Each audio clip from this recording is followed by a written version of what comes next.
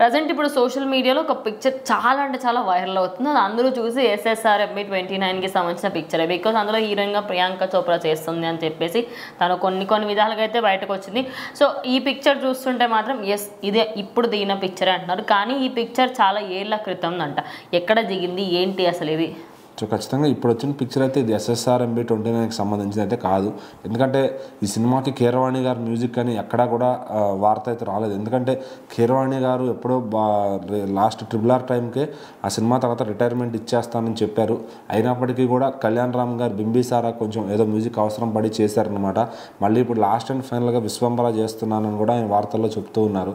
So మరి ఇప్పుడు రాజమౌళి గారికి ఫుల్ లెంత్గా వర్క్ చేస్తారా, రిటైర్మెంట్ ఇస్తారా అనేది మరి తెలియదు అనమాట. ఎందుకంటే రాజమౌళి గారు కూడా ఒక మంచి మ్యూజిక్ డైరెక్టర్ని వెతికే పనిలో ఉన్నారు.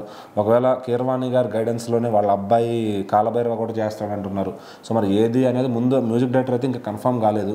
సో ఇంకా షూట్కి మినిమం పూజ అయితే అయింది, కానీ దానికి షూటింగ్ ఇంకా మొదలు పెట్టలేదు అనమాట.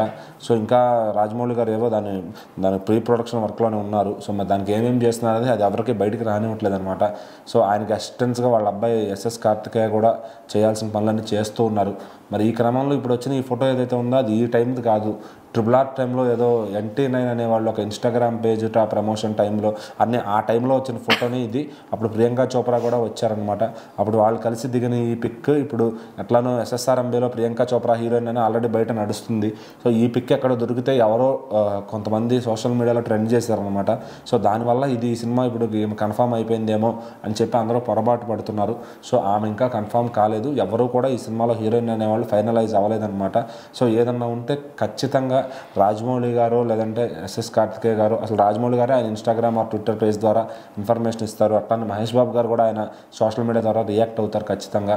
సో బయట ఎవరో వేసిన పోస్టర్లను ఖచ్చితంగా నమ్మొద్దు అండ్ నమ్మి అది ఎగ్జైట్ అవ్వద్దని నేనైతే చెప్తాను ఖచ్చితంగా. సో ఫ్యాన్స్ అందరూ కొంచెం రాజమౌళి గారికి మహేష్ బాబు గారికి మాత్రం స్టిక్ అయి ఉంటే వాళ్ళ అకౌంట్స్ ఫాలో అయితే సరిపోతుంది. ఏ అప్డేట్ వచ్చినా ఫస్ట్ వాళ్ళే వేస్తారు.